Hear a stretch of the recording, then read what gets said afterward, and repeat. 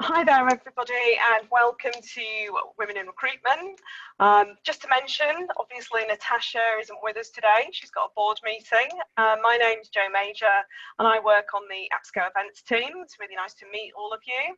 And thank you so much for tuning in.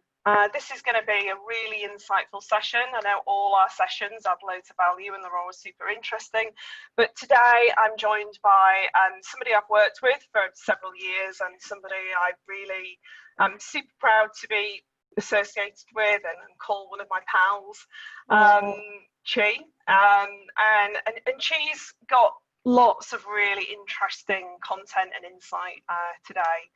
I think what she's talking about is really current, really topical. It kind of feels like we're part of a real shift and movement right now when it comes to Black Lives Matter, and we're talking about equality. So yeah, I'm really looking forward to some of the things that you've got to say, Chi. I'll let you introduce yourself. For everybody that's joining us, please feel free to use the Q&A or chat box to drop any questions. We want to make this as interactive as possible. Chi's really open to questions. Chi, am I right in thinking you'll answer anything? Yeah, within reason. So yeah, within reason. So to really do take this opportunity to ask any questions that you've always wanted to ask, that you're not sure of the answers to. Okay. And we'll approach the Q&A at the end. So I'll stop talking and over to you, Chi. Brilliant. First and foremost, I just want to say thank you, Jo, for inviting me to do this. I think Jo knows how passionate I am about diversity and inclusion, and especially race. And before I launch into anything, let me introduce myself to you. So thank you, everybody, for tuning in. This is really a passionate topic. So my name is Chikere Igbokwe, Chi to my friends and family. And I'll just tell you a bit more about myself. I am a mother of 2 teenage boys. I can't believe my boys are teenagers. I'm also an experienced executive recruiter. I recruit mid to senior level HR professionals. I currently work for a lovely boutique HR agency called Macmillan Davies. I'm really, really happy that I'm with them, and I'm really, really proud that they're supporting me to do this. So thank you if you guys are watching. So I've been in recruitment for a couple of years now, and I've always been really passionate about diversity and inclusion. So I'm a real feminist, and I'm proud to be a feminist and proud to be a Black feminist. But I believe the role I play as a recruiter in terms of diversity and recruitment and in terms of race is really, really important. So, I guess race, when a lot of people have spoken about diversity and inclusion, race was never high on the agenda. It was always gender. So, the female, took a precedence, which, should do. LGBT, again, super important, but race was never there. And I think for a lot of us, this year has been so difficult. It's been the most stressful year ever with COVID-19, and then with the whole Black Lives Matter movement and the death of George Floyd and many, many, many, many others. It's really brought race into the forefront. And for a lot of people, I've heard people saying, how can you be out protesting when COVID's around? I think a lot of people have got to realise that this race struggle has been on for hundreds upon hundreds of years, and people are tired. I'm really, really tired. And for me, it's a case of, as a recruiter in the City of London, recruiting HR professionals into financial services, technology companies, a lot of really big companies, how can I make a difference? So I think, it's almost like I feel that I can really, really, really make a difference now, more so than ever. I feel now is an excellent time for my voice to be heard. So what I did over the last couple of months is I set up a group called Allyship. And what I did, I sent it to Jo. And again, Jo is the original ally. Jo has always championed diversity and inclusion. And it was just so amazing to get her feedback. And her feedback was super duper positive. And hence she asked me to actually come onto this forum to talk about my journey, which I'm really, really proud to do. So Allyship has been set up, and I've publicised it. It's on LinkedIn at the moment, and it's just getting an awful lot of really, really good reviews. I've got lots of recruitment consultants asking me, you know, how can I be an ally? What can be done? So hopefully the conversation we'll have today will tell you a bit more about allyship. We'll tell you a bit more about your role and responsibility as a recruiter and how you can really make a difference to the industry. I think my big issue at the moment is a lot of organizations are putting out these amazing solidarity statements, and I'm so glad that they are. But it's a case of, are you guys just jumping on the bandwagon, you know, or what are you going to do to actually make a difference? Okay.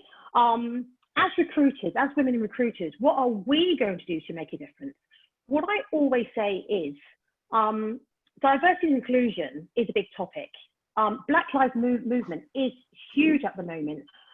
The great thing about the movement today in 2020 is if you look at the people who are actually protesting, everybody is protesting, black, white, Asian, everybody. If you look at the protests maybe in the 50s, 60s and 70s, it was just literally black against white. And what I would say to you all is diversity and inclusion, and especially race, is everybody's issue, okay?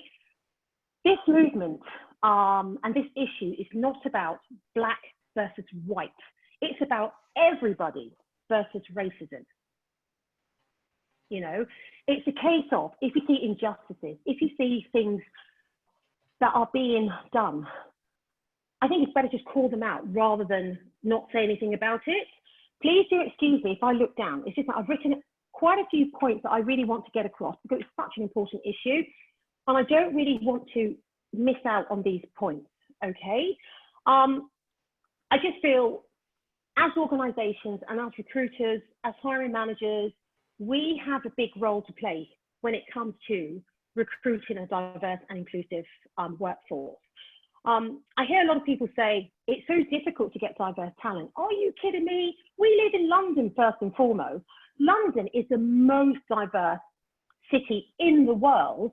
We have got a ready-made talent pool, okay? There's no way that anybody, any hiring manager can say, we haven't got enough diverse talent.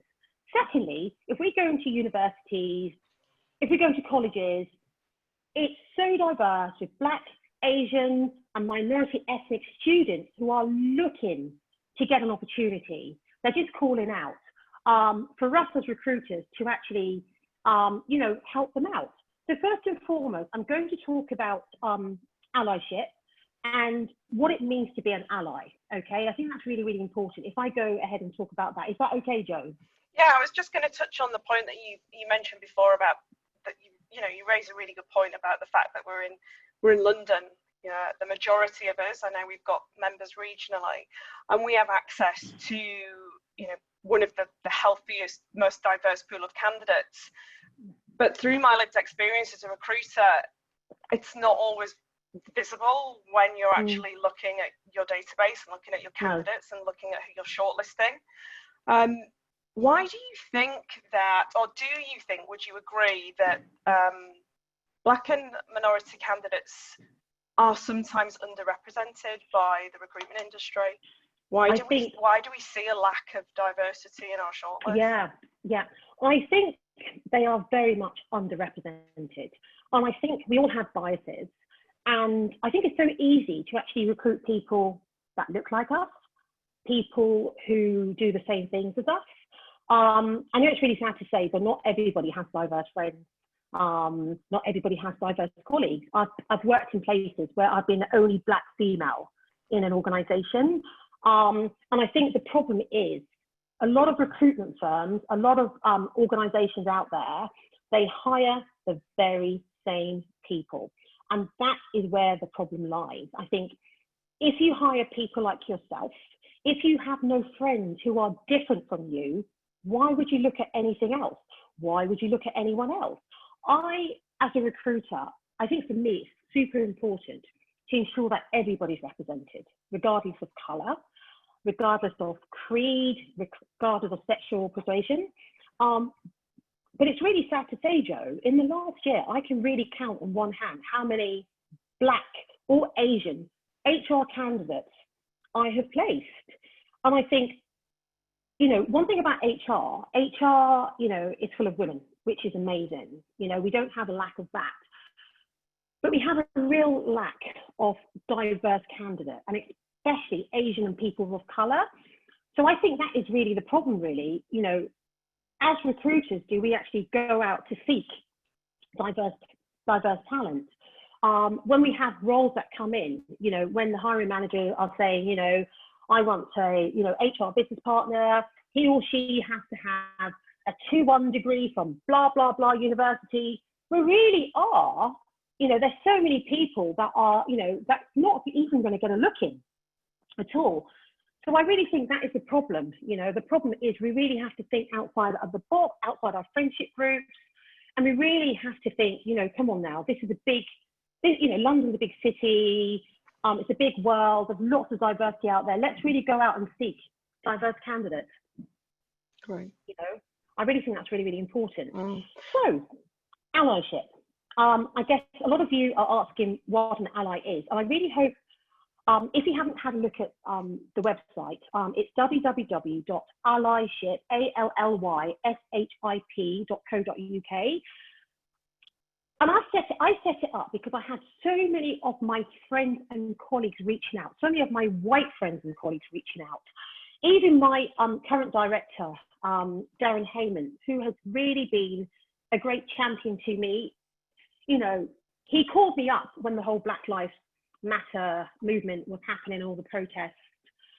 And it wasn't a day I was feeling really, really down. And he called me up just to talk about it. And I really, really thank him for doing that. And Joe, I remember you reached out to me as well. You sent me a text message just to find out if I was okay. And it was a day that I was feeling really, really drained. And even now when I talk about it, I feel really, really emotional about it because this has been going on for such a long time. I've worked in organisations where I didn't feel like I belonged there. I really felt, I felt different. I've worked with clients and they're briefing me about roles. And, you know, I know they didn't want a person of colour. I know they wanted a certain type. So I'm really, really passionate about this.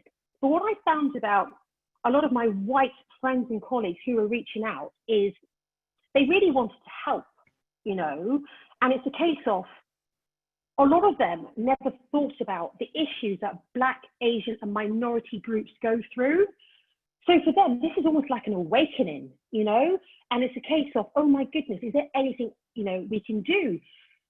Please really tell me about, you know, about the struggle, you know, tell me what I can do, educate me. And that's the reason why I set up allyship. So what is an ally? So an ally is someone who uses their power and privilege to advocate for others, okay? So I guess allies, so for example, an ally would not be a Black, Asian or minority ethnic person. An ally really is somebody who is white, somebody who uses their privilege to really, really make a difference. And that's one of the reasons why allyship is really, really important. So an ally supports Black and minority groups by standing up for what they feel is right. And I think the problem is that lots of injustices and things happen, but people don't say anything about it. You know, if you hear your colleague or if you see something that's not right, you really have to take a stand and stand up. And I'll give you an example, and I'm not going to say what year it was, okay? But when I think about it now, it really, you know, I don't know why I didn't say anything. Nobody said anything at all. So I was in the office at work, and there was a number of colleagues who were talking, and one of them had just been on holiday and had caught the sun, so it was quite dark.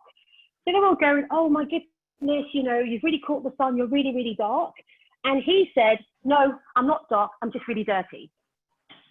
And as you can imagine, I was, you know, something, when I think back about it now, I didn't say anything about it. Nobody else said anything. Some people did sort of like take a deep breath and they were quiet, but nobody said anything about it. And when I look back on that now, that wasn't, you know, it's not the kind of thing you say. Do you know what I mean, Joe?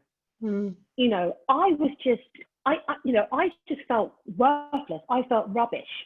So the key thing is, if you hear about injustices, if you see your Black or Asian colleagues going through things. If a client is telling you about the type of person they want for the role, you know, and if you feel it's not right, please say something about it. Because if you don't say anything about it, if you just let it go, you're part of the problem as well. And that's one of the reasons why, you know, I think I set up Allyship to try and educate people, okay, to try and answer some really, really difficult questions. And I think really for you guys to think about things that you see and hopefully make a difference. Chi, I mean, I've got, you know, numerous occasions where I've probably been more vocal about things just because I guess I do it because I feel more educated and more informed, and I feel like that gives me a certain confidence to be able to say, hang on a minute, and to challenge it. Mm-hmm. But I know that I know people that feel really, really passionate and feel a real injustice and really get it, but just don't feel as informed or don't have the confidence to actually call things out and to say, actually, that makes me feel really uncomfortable what you just said. And it might be because they don't want to create friction with colleagues. It might be because they've just started a new role. They don't want to upset the client. They don't want to, it might be their manager, their director that's coming out with this type of language. I get it, but how do you think we're in a position now where we've got more power to vocalize our thoughts on that? Definitely. I think now is the perfect storm, Joe. Now is the best time than ever. It's all out in the open. You know, we've been talking about race and injustices for the past couple of weeks. So it's not just COVID. Every single day you turn the telly on, it's about some statue that's being pulled down because the merchant, the grand merchant, was a racist. He owned X amount of slaves. And I think the key thing is people didn't know that. Unfortunately, our education system does not teach us about the British Empire. It does not teach us. So I think the problem is that a lot of people didn't know about it, but the conversation's out there now. It's open and people want to talk about it. So I think now more than ever, more people are open to listening. More people want to make a difference, you know. So I think now it's easier to talk about it now than it probably was in January, than it probably was in October. So now's the time we actually talk about it. So going to your manager, going to a client and bringing this up, you know, is not going to prove to be a problem. But I think the key thing is, as an ally, okay, you have to educate yourself. You need to know what you're talking about.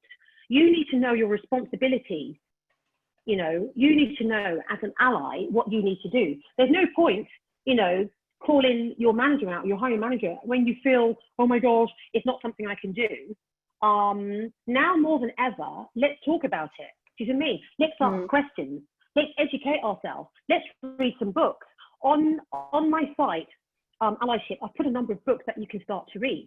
And there's a number of guests who have written some really powerful blog posts about allyship and how they feel as a white person. So I really think now's the time, you know, that we can actually really, really, you know, talk about this. And I think, you know, as allies, you guys have to educate your colleagues. You have to educate your family. You're sitting, you know, round the table with your mum, your dad, your granddad, your friends, your family. They say something, you know, that you think, whoa, this is a bit too racist. Now's the time you call them out and you educate them, because allies, without your voice, there's nothing that any of us can do about this.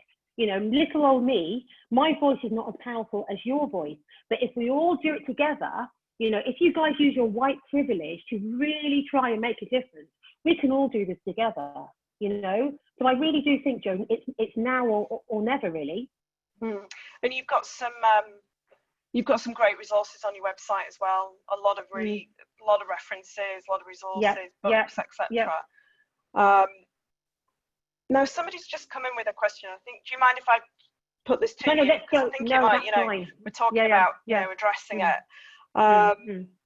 One of our attendees has said, how difficult is it for recruiters to challenge clients on their strict requirements with regards to race without jeopardizing your own employer brand? Yeah, I think I think it is difficult. I think it has been difficult. I think it's going to get easy now. So Okay. I think for me as a recruiter, if I'm recruiting, for a position, I feel quite confident challenging them, actually. I think no organisation wants to be known as not supporting the movement, not being diverse and inclusive. They're all putting out solidarity statements, so let's show, do something. Do you know what I mean? Let's see what you can do. There's no point just putting up a solidarity statement because it's fashion, because everyone else has done it. What are you going to do? What are you going to do to bring more diverse talent in terms of graduates, in terms of, mid to senior people, in terms to your C-suite? How are you going to bring some Black, some Asian, some minority ethnic colleagues on there? So what are you actually going to do? There's no point talking about it, without action. So I think now more than ever, and I think recruiters, direct recruiters, agency recruiters, you really do now need to get some diverse talent in your talent pool.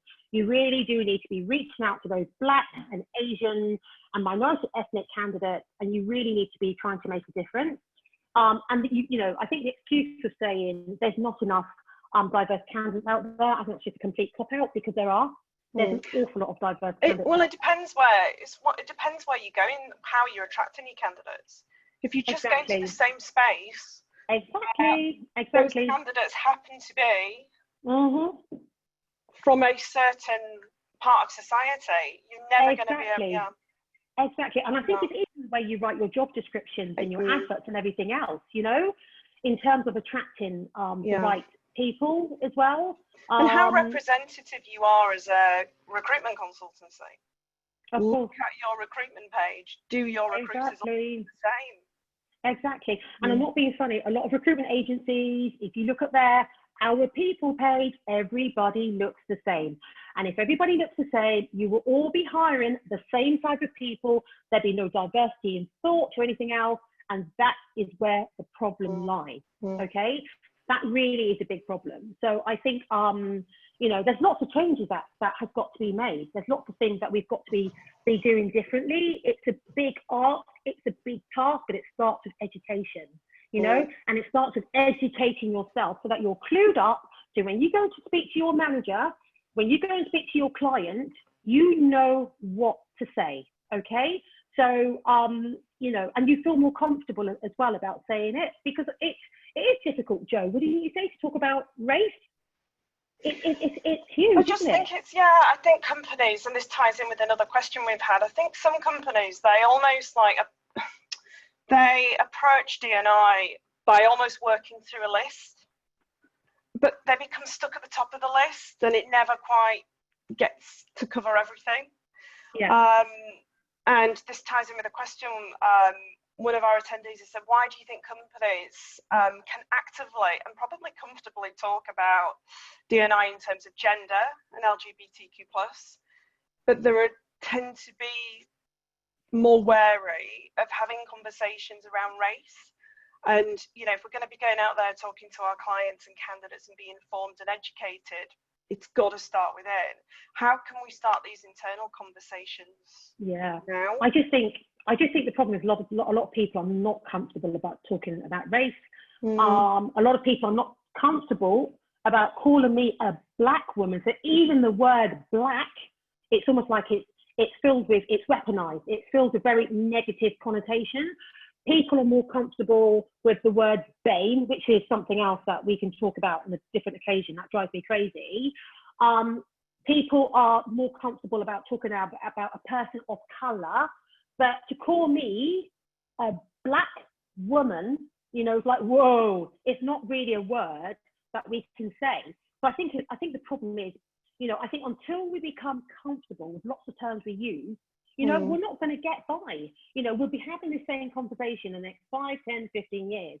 And the reason why I think now is it's just a perfect storm now, because it's all out in the open. I think we've all been at home for like 3 months or so. We've been watching doom and gloom on TV. It's just bad news after bad news after bad news. And then we've seen, George Floyd had a knee on his neck, for goodness sake. He's a human being. He's a father, he's a brother. You know, he had friends, he was loved, you know, but this person, this other human being, felt it was right to put a knee on his neck. And I think the issue is, you know, this knee on a black person's neck, you know, is something that's been going on for an awfully long time. And I'm really sorry to say this, but a lot of organizations are just systematically racist.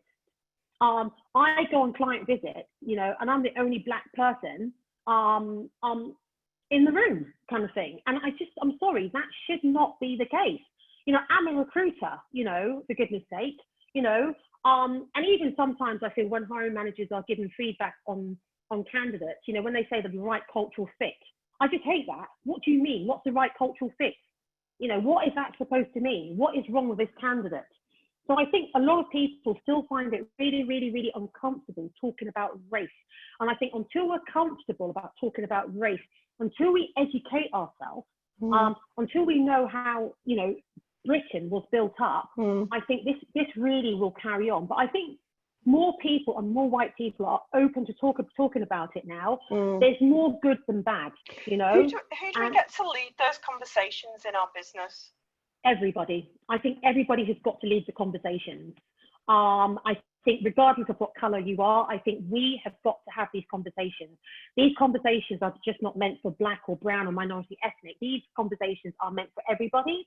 And the reason being is an ally, a white ally's voice, that voice of privilege is probably more powerful than my voice, if that makes sense. So we all have to take responsibility. And it's the same like you, really, really, Joe. I think when we've worked together, you've always been so passionate about diversity and inclusion, and all diversity and inclusion, not just gender, you know. And I think you really are an example of a true white ally. And think of it, Joe, you've never felt uncomfortable talking about race. And why is that, Joe? Why have you never felt uncomfortable? Do you see me? As a white woman, you've never have really, have you? You know, it's always been really, really important to you. So I just think this is everybody's problem. But I think, you know, I really do think that white people have to educate themselves first and foremost. Yeah. You know? And it just gives you that edge. It's good to have the fire in your belly, to have the passion there and the drive when it comes to equality. But that it's the education piece. That's when you become influential. That's when you can pass that education and that thought onto people. So somebody's just mentioned, going back to what we were saying about this cultural fit piece. And for many, many years, when I've been training, when I've been, you know, developing my team, I've always really pushed back and said, cultural fit, what does that even mean? It's so lazy, so lazy. It's almost like, actually, we want to be seen to be, you know, to making sure that our shortlist are as diverse as possible. But ultimately, we are going to hire based on, you know, our brand and what the cultural fit piece. And I think it's a really powerful thing when you're in your client meeting and you're taking your job brief to actually say, when they say, you know, we've got a really strong culture here, it's really important that, you know, the candidates fit in. And you're like, and what about the critical thing for doing the job, which is the experience and the skills? But actually getting them to break that down, that's really interesting. What does that look like? Give me an example of of what you do to support that. What does your business look like? Take me round the office. Let me get a sense of the people sat in the seats. That will give you an indication then of actually what the culture fit piece. And you can do it in a way that's not aggressive, not overly assertive, but just, let's break that down. What does that mean? But I think the problem with that whole cultural fit piece as well is that, you know, you get walked around an office and everyone looks the same. So it's a case of, how do I change that mindset? How do I get somebody in? And I think really for Black and Asian candidates and employees, it's all jolly well and good getting your foot in the door.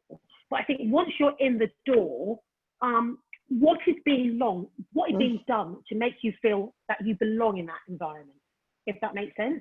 What is being done to make sure that you feel included? Okay, what is being done to ensure that you're being progressed, you're being nurtured, you're being promoted? And, you know, this is all what we've got to think about, you know, as hiring managers, as recruiters. So, you know, yes, we have a long way to go, but I just think with these conversations that are being opened up and spoken about. I think this really is a starting point because, Joe, these are hard conversations. These are not easy conversations. You know, we're talking about black and white, you know, black and brown, black and minority ethnic, you know, so these are really difficult. And especially in the climate that we're going back to, you know, we are going to be in a position where those relationships with clients is critical to our survival. And saying yes might be, and being agreeable might be something that you may feel jeopardize your opportunity to get that role on exclusively. But it's about, you know, showing, being bold and being brave and really, really staying true to your beliefs in change and really driving this agenda. I agree. And I think it's slowly. It's not going to happen overnight. Do you know what I mean? Changes aren't going to happen overnight. And I think as long as you're educated, start, educating your clients slowly and surely. You start really being active on that whole D&I circuit as well, on LinkedIn, on the forum Allyship. I think that really, baby steps, it will definitely start making changes. But I just think, organizations are more than receptive now. People want to talk about it. Organizations want to show that, they're doing things differently. The market, it's a global market, so it's like the world, the world is watching, so to speak. I don't know, did you hear about the Amy Cooper case, Joe? So it happened, I think it happened in March or April in New York. I think some of you listening may have heard about it. So it was a white lady called Amy Cooper, and she was in Central Park. Oh, in the park, yeah. Walking her dog, and there was a black gentleman who was a bird watcher, and Amy had her dog off lead in a place where it will disturb the natural habitat of birds. So he asked her to put her dog on a lead, and she just went absolutely nuts. And she was like, I'm going to call the police. I'm going to tell the police it's an African-American man and he's blah, blah, blah. And I think the problem is she weaponized his color. But anyway, just to cut a long story short, her organization put out a statement and she lost her job. So I think a lot of organizations are global and they don't want to see that their employees are racist or have racist tendencies, So a lot of organizations want to make a difference, they want to be seen to be doing things. So, things really are changing. And they'll be expecting their recruiters to support them on that journey that agenda. And also, of course, and clients will be coming to all of you, and they want to know about your D&I. They want to know where you're getting your candidates from. They want to know this information. So I really think in order to stand out, you guys really have to, step up and make a difference, really. For your candidates and for your organization, and you really do need to speak out. You really do need to speak out, So really, I guess in terms of an ally, so really we were talking about what it means to be an ally. So number one is definitely educate yourself. Listen to your Black and minority colleagues and employees. Listen to them now. They will have a lot to say. Just ask them questions. Ask them questions about the movement. Ask them questions about how they feel. Ask them questions about microaggressions, which is another big term. And I think have conversations with other white people, because I really do think that your family, your friends, they want to know about allyship and about being an ally. And you really can educate them, and you really can use your voice to educate them. Acknowledge your privilege. The great thing about it is that you can walk along the street and not worry about your color. People see you. I walk along the street and I'm seen as a Black woman first and foremost. So, really do acknowledge your privilege. And I always say be color brave rather than color blind. And I really hate it when people say I don't see color. Hello, how can you not see color? You have to see color. If you don't see color, then you're not addressing the problem. So you really, really do have to see color. Try and amplify your Black and minority voices as well. Stand up and call out injustices. Don't be scared. If you see something you know, that is wrong. If you see a colleague being treated badly, if you see a friend being treated badly, please do, you know, call it out. And also I feel, you know, maybe have more Black and minority friends outside of work, because there's no point having, you know, your Black or minority friend at work. You know, have them outside of work, go to the pub, have drinks, you know, have a real conversation with them. You know, and I think as recruiters, you really have to ensure that your pipelines are diverse and inclusive. I think that's really, really key. And you really have to start changing the way you advertise your roles, where you look for diverse candidates. I just think that is really, really, really crucial, and educate your clients about the importance of diverse and a diverse and inclusive workforce.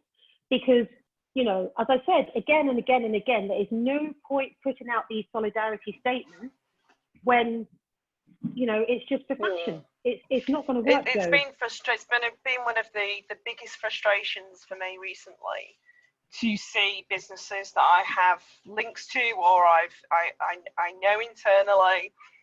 Yeah. Been really vocal about their support, and you know, I mean, one side of me saying that's great. I'm really happy about seeing that change within the organisation. But another side of me wants to really lift the bonnet up and have a good root around and see exactly what those conversations look like, sound like, and what's really happening. Yeah, I totally agree. And I think it's rather frustrating. It really is frustrating, but let's give them all the benefit of the doubt. Let's just hope they're actually going to do something different. Really, I really do hope, you know, I think what a lot of organizations can do is maybe get some D&I champions within the business. Yeah. I was going to ask you about that, actually. I was going to ask you, how do you feel about having specific diversity groups within businesses? Or do you think it just should be an entire group of allies that support the whole range of diversity? I just think, do you know something? I think it's important to have little groups within businesses, especially bigger businesses as well, because I think the problem with D&I is sometimes, especially like a big D&I department, or maybe a D&I manager, sometimes, you know, they are all by themselves, okay? And I think sometimes it's different. It's difficult to make a difference when you're by yourself. It's also difficult to make a difference when your agenda is not so much race, when you're talking about other things such as gender, such as LGBT issues, which, don't get me wrong, Joe, these are really, really important. But sometimes I think that whole D&I piece can really get diluted, and we talk about more gender or other things. So I think it's important to have allies, and these allies specifically within the group who can talk about that whole race piece as well.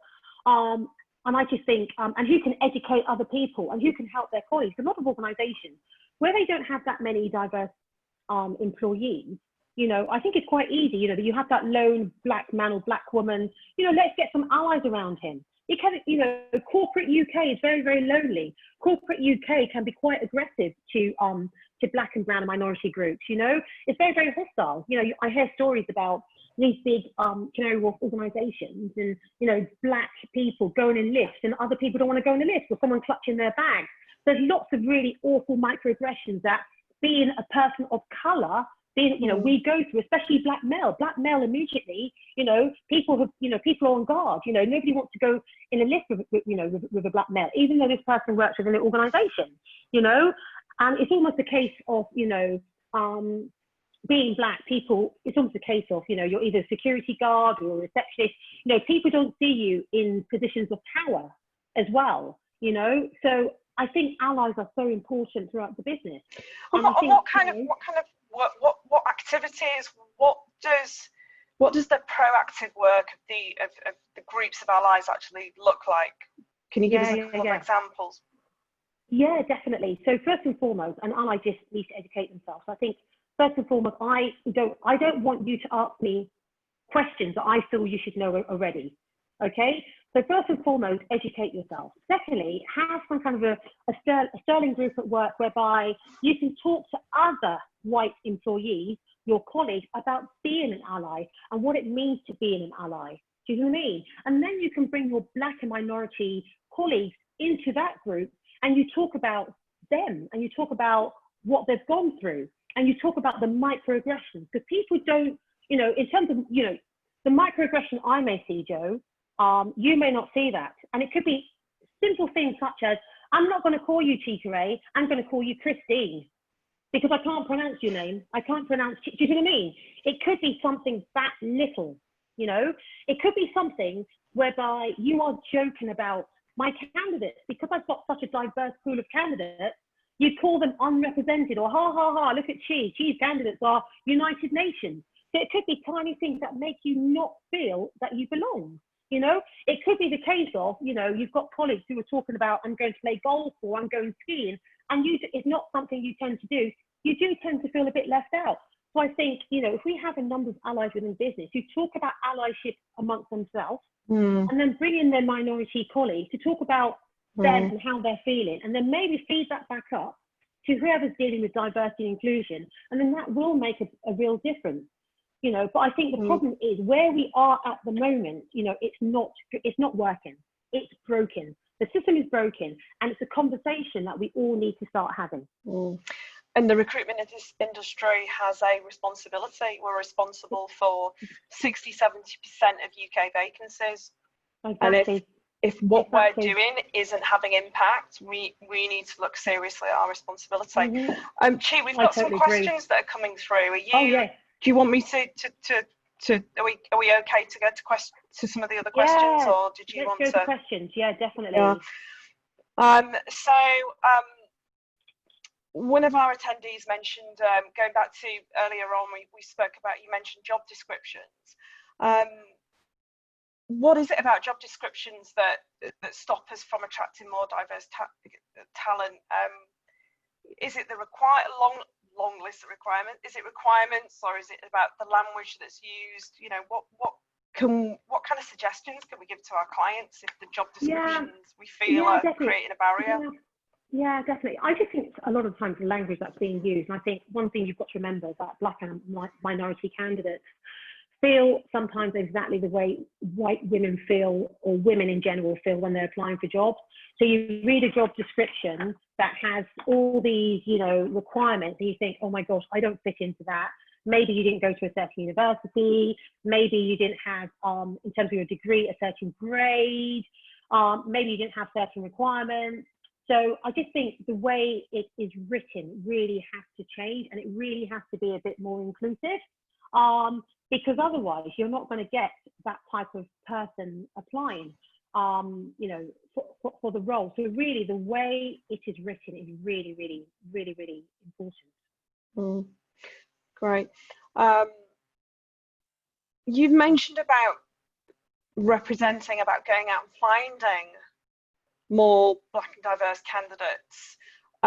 What sources, other than LinkedIn and waiting for applications to come through, could you suggest? Is it about going to a certain publication or a certain website or a certain job board? What's your? Yeah. I think the main job boards are not doing enough to attract. I don't think they're doing anything to attract a diverse talent pool. I really do feel that we do need a dedicated job board, and there's nothing out there at all. I feel, something, I know you said maybe not LinkedIn, but I do really feel LinkedIn is a good starting point, because everybody's on LinkedIn, okay? And you really can start with, putting up a statement, or, there's something on LinkedIn. Like, I'll tell you what I tend to do. I have a number of groups. So I've got a diversity and inclusion group that I've actually set up on LinkedIn, and everybody's in that group, Black, white, everybody. And that's a great way of getting candidates in. There's also, as I recruit for HR professionals, there's a Black HR professional group on LinkedIn, and I've actually formed an alliance with them.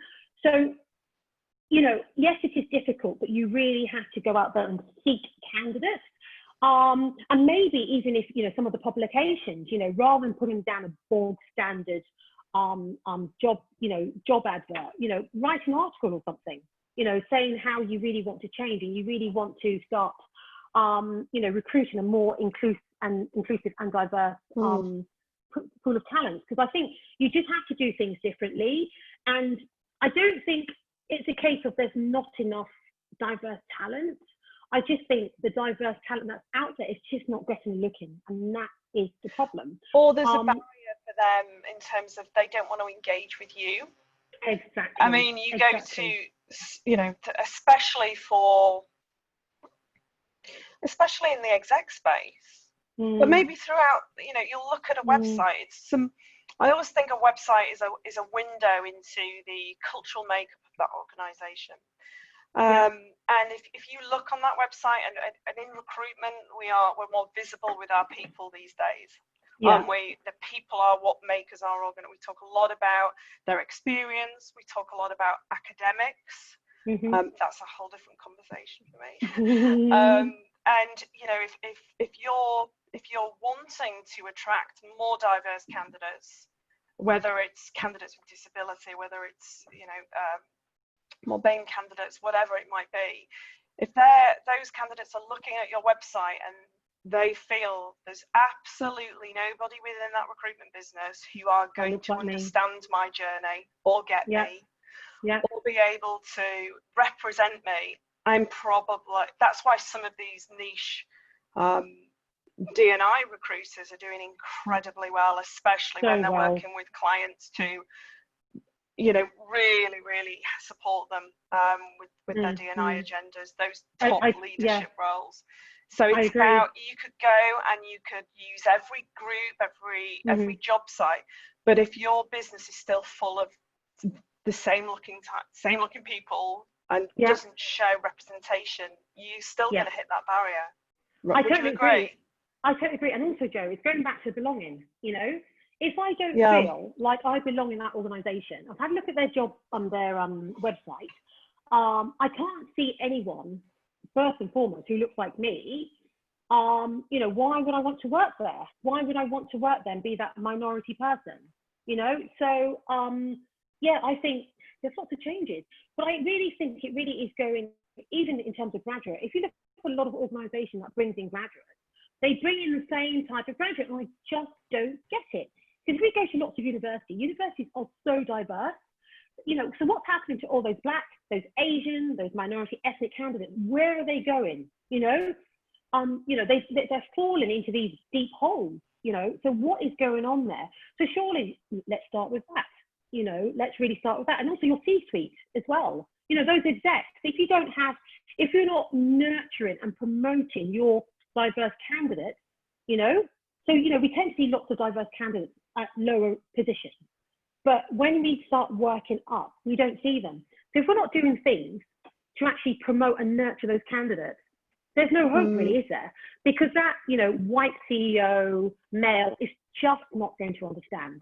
Just don't get it, you know? So I think, you know, it's a perfect storm. The conversation's out there. So I really think that all you recruiters, you really have to start having that conversation with your, you know, with your clients. Yeah, it very much starts from within, doesn't it? It really does. Within the entire business. It really does. Somebody's asked a really interesting question. I'm intrigued with this. So some of their clients in Germany specifically offer a D&I bonus. And this was even before Black Lives Matter. Wow. I'm assuming this is if the recruiters are delivering a diverse shortlist, then that's a bonus to the recruiter. Maybe some of our clients in Germany specifically offer a D&I bonus. Okay. Yeah. What are your thoughts on? I mean, I've never heard of that. I've never heard of that at all. But if you think of it, if we look at diversity in the UK and diversity in Germany, it'd be quite interesting to see what the numbers are. I would have thought that the UK is much more diverse than Germany. So, you know, that's a great way to get in the conversation started. That's a great way to, you know, of telling your recruiters, you know, if you go out and seek diverse candidates, you know, we'll give you a bonus. I think why not? That's brilliant. You know, it's a start. It really is a start. It's there's two ways to see that though, isn't there? You know, being paid to represent diverse talent. It's not happening anyway, is it? So something has got to be done. So regardless, diverse talent is not being represented. So I guess it's a way of telling the recruiters, come on, let's do something. Yeah. Do you know what I mean? Yeah. Personally, I prefer the client to get all the recruiters in and talk to them about their D&I agenda and what they're doing to support diverse colleagues. That's not going to happen. You know that's not going to happen. Yeah. So it's a start, I guess. Another good question. How do I have this conversation with my white male CEO? And we've got a lot of those in the sector, right? When he doesn't understand he's part of the problem. What a massive question that is. That is a huge question. But the first and foremost, but a brilliant one. I think it's an excellent. I think the first thing first is educate yourself so that when you go and talk to him about it, you know, when he starts firing all those negative questions at you, you can answer them, you know. But I really feel is that conversation has got to be had, regardless of if he's going to shoot you down, okay, or if he's going to listen, you know. So having that conversation with him to start with is going to start, you know, he's going to think about it. So, you know. Yeah. Or get him to come along to, you know, look at your clients, look at the ones that are doing some really progressive stuff around D&I, and get him to come on a visit. Get him in front of the people that are, you know, that are giving you the business.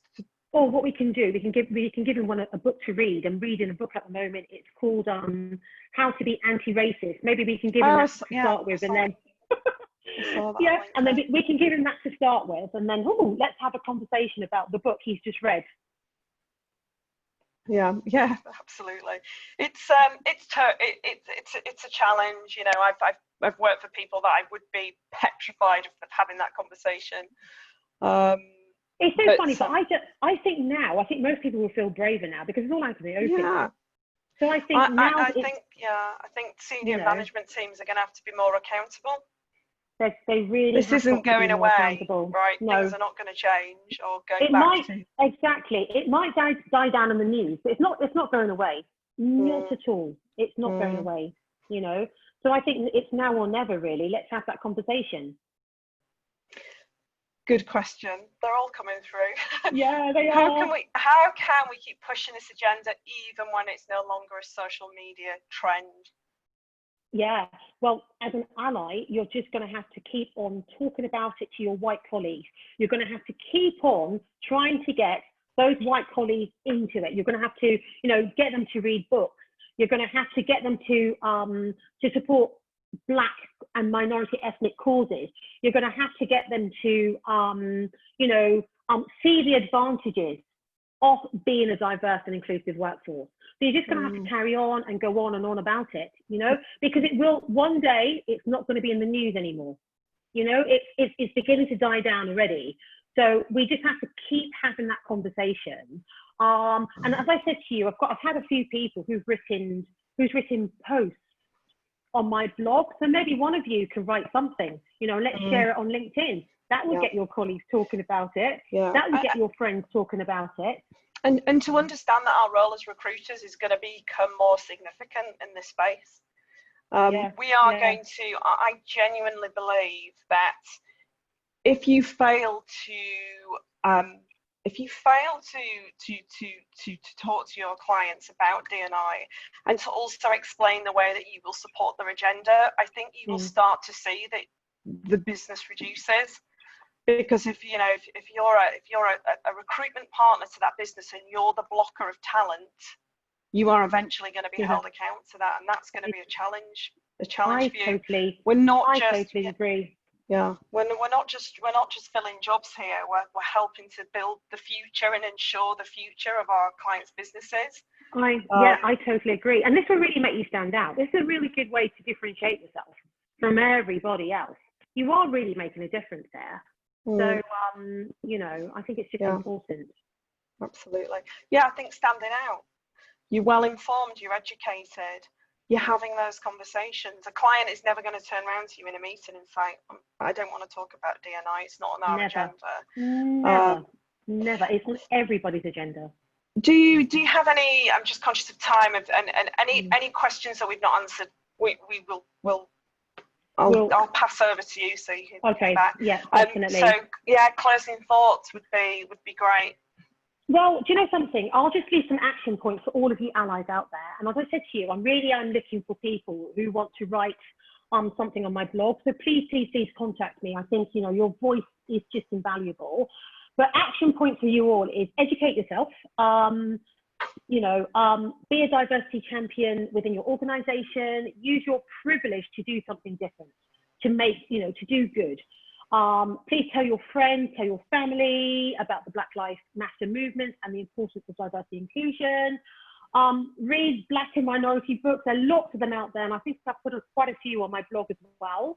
So, you know, different literature, as Joe said, educate yourself. It's really, really important. You know, guys, support a Black or minority business. You know, go out there and support a business, and support a worthy cause. There's so many Black and minority causes that you can actually support. So I definitely do that. And you know something, come onto my website, ask me questions. I don't mind. You know, for me, I'm really passionate about this. I really want to make a difference. I'm quite lucky that, you know, I've got friends who are different colors. You know, so, you know, my friends, I call them rainbow friends. So I'm quite lucky about that. So, you know, I'm here to help, you know, but this is a moment that we really do have to make a difference. So please don't let it pass. You know, let's really try and, you know, let's do something worthwhile. Let's make change happen. Yeah, let's be part of the solution, eh? Oh, Joe, let's definitely. Yeah. Thank you so much. It's been incredible to get to have this webinar with you. Thank you so much to everybody who's taken time out on a Friday afternoon to attend and listen and ask some great questions. It's actually been one of our, you know, our most popular, well-attended webinars that we've had on a Friday. Brilliant. So that just really for me, it kind of shows just how important and how much people really care about this. Definitely. Next Friday, we have Una McGuinness with us. She's fantastic, another great woman. She's going to be speaking about returning to work after furlough. We've been talking a lot about re-onboarding recruiters back into the business. Una's going to be talking about from the employee's perspective, you know, what we need to think about, how we need to make sure that we, you know, we make that process as smooth as possible and we navigate it well. So thank you, Chi. Thanks to everybody. And thank you, Joe. Have a lovely weekend. Amazing. And thank you, Joe. Really appreciate it. Take care. Thanks. See Bye, you everybody. later. Bye. Thank See you, you everybody. on my website soon. See you later. Bye. Bye. Bye.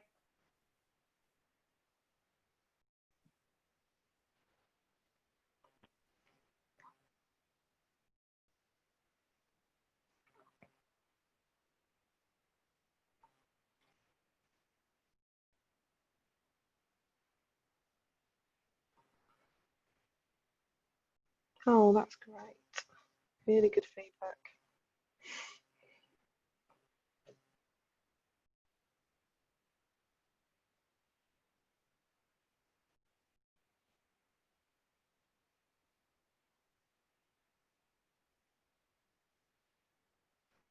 Hi, Chi.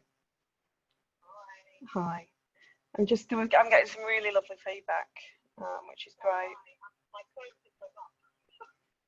Yeah, no, that was great.